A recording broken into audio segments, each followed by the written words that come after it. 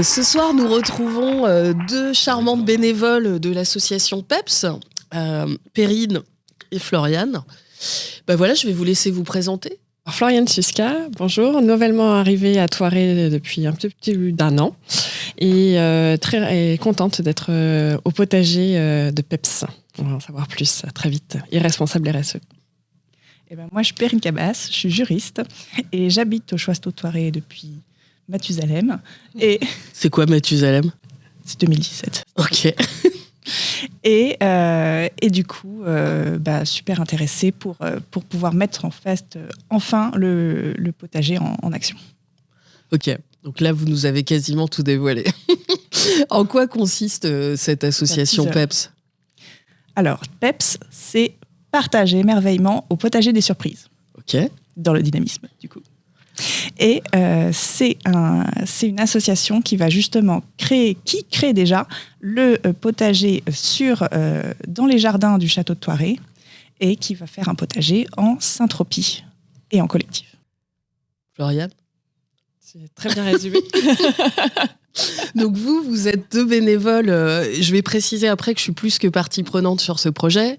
Mais en gros, vous êtes bénévole, membre du bureau, c'est ça ? Oui, tout à fait. Floriane ? Je suis secrétaire et responsable de la communication, entre autres. Ok. Et moi, je suis vice-présidente. La manquante aujourd'hui, c'est Laurence Dusselier, qui est la présidente de notre association, qui a été créée. Notre premier AG, c'était le 2 octobre. Le 2 octobre 2023. On a accompagné avec Caroline Lefranc-Mail sous la marque RIAB pour réhabiliter la terre autrement. En fait, on a accompagné Laurence dans une formation à la syntropie, c'est-à-dire une redécouverte du vivant, de comment ça fonctionne et surtout d'une pratique en agroécologie. À la suite de ça, elle nourrissait déjà ce rêve, parce qu'apparemment, Perrine, toi qui es au château de Thoiré depuis 2017, elle avait vraiment envie de réhabiliter le potager qu'elle a connu dans son enfance avec ses parents. Donc on l'a évidemment toute seule, c'est un petit peu dur de démarrer un tel chantier, surtout qu'on parle de combien de mètres carrés ? 400 mètres carrés pour le potager principal et quasiment 1 hectare effectivement pour l'ensemble du parc, de la zone, ouais. De la zone concernée, ouais. Avec le verger et puis d'autres. Ouais, parce qu'on a décidé au fur et à mesure de commencer par 400 mètres carrés, mais au début on ne savait pas vraiment par où on allait commencer. Le projet est ambitieux. Et très ambitieux. Et donc voilà, on l'a accompagné, on l'a formé à peu près de mars à juillet. On a également créé un collectif, participé à la création d'un collectif où on a vraiment recruté des bénévoles en sus du cercle de Laurence Dusselier, du premier cercle, on va dire, aux Journées du patrimoine, où là ça a été carrément un gros boom. Et à l'AG, nous étions donc une vingtaine, c'est ça ? On était une trentaine. Une trentaine. Ouais. Et aujourd'hui, nous sommes ? Près d'une 50aine. Voilà.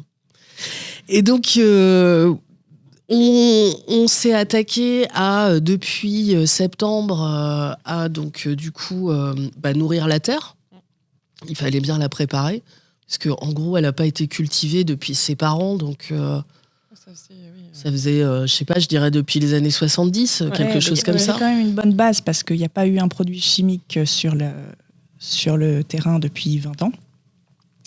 Mais effectivement, ça fait partie de la genèse du projet. Ok. Donc on a commencé par nourrir la terre, préparer la terre, le sol. Donc ça a été quelques petites parties de fou rire déjà. 70 kilos de crottin de cheval. Donc voilà. Ensuite, on a balisé tout notre espace, c'est-à-dire les planches et en même temps après les passe-pieds. On a réalisé, Caroline et moi, on a réalisé un petit design un petit peu sympathique, c'est-à-dire qu'on a mélangé des plantes pérennes, ouais, avec des plantes potagères, ouais, et des fleurs comestibles. Voilà, on a tout un espace qui va être dédié aux fleurs comestibles. Un jardin des fleurs. Un jardin des fleurs, le coin des fleurs. Et tout le reste, ça va être des mélanges entre des pérennes et des planches maraîchères. Donc, on est au début de l'aventure parce que là, on a balisé. Le week-end, il y a 10 jours, on a commencé à planter. Ouais. Et ça va s'accélérer puisque maintenant, après, on va passer à la partie maraîchère. Et là, on a hâte de se battre pour les récoltes, non? Tout à fait. On est en ligne. Je sais pas, racontez-nous un peu, c'est qui les membres de cette association? Qui est-ce que ça réunit? Déjà, c'est chouette, c'est des gens sympas. Premier critère hyper intéressant. Ok. C'est des gens sympas qui ont envie d'apprendre ensemble, de découvrir ensemble et de faire plein de choses. De transmettre aussi. De transmettre. Et de transmettre et d'apprendre. Ouais. Donc ça fait une excellente base. Okay. Tous les publics. On Tous a les des familles avec des jeunes enfants comme des ados. On a des personnes seules ou des personnes qui viennent en couple. Des veufs ou veuves, des étudiants, des veufs ou veuves. Tout le monde. Tout le monde. Et on n'a pas... Si vous êtes sympa, si vous avez envie, on est OK. Et on pourrait quand même dire qu'il y a une forte dominante féminine. Un petit peu. Un petit peu. Non? T'es pas d'accord? Oui, mais pas comme à cette table. Je sais pas, racontez-moi un petit peu les futurs chantiers, comment ça va se passer, comment ça s'organise déjà?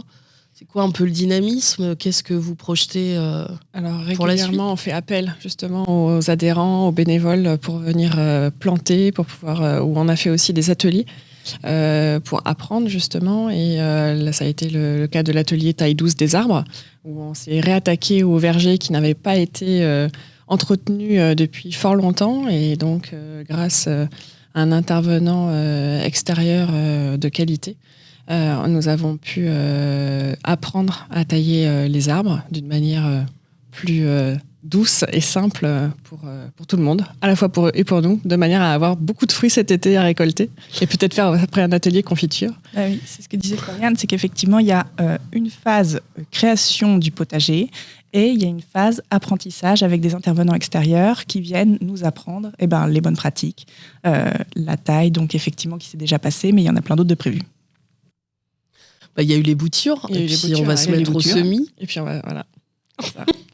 Et puis on a aussi comme projet de réhabiliter la serre, qui existe déjà, où il y a une armature, et il y a les verres, mais il faut la rénover.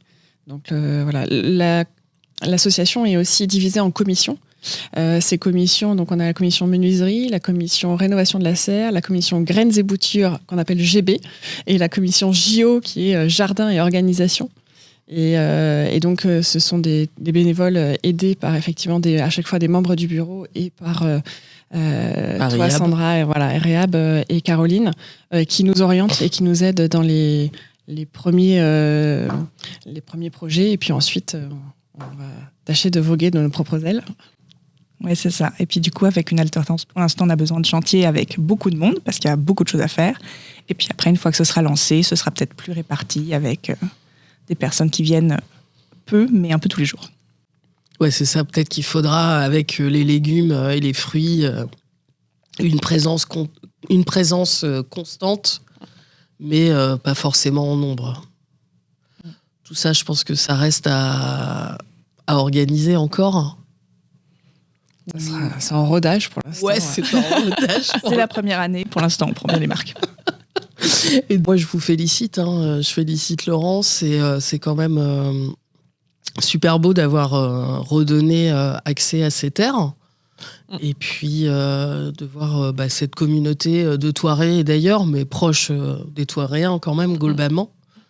C'est un peu ça. Oui, proche, parce qu'en plus, on s'est donné pour mission de travailler, oui, au service de la ville aussi. Et on va faire une collaboration avec la mairie lors du Troc-Plante, qui aura lieu en avril, et où on va pouvoir parler de la syntropie et justement du potager en syntropie. Okay. Est-ce que c'est vraiment la spécificité de ce jardin? Qui de vous va m'en parler? La syntropie, c'est la culture de l'abondance, la culture de l'abondance du vivant, avec, comme dirait notre présidente Laurence, la culture du potager pour les fainéants et les fainéantes. C'est-à-dire qu'au bout d'un moment, on n'aura plus besoin de se pencher.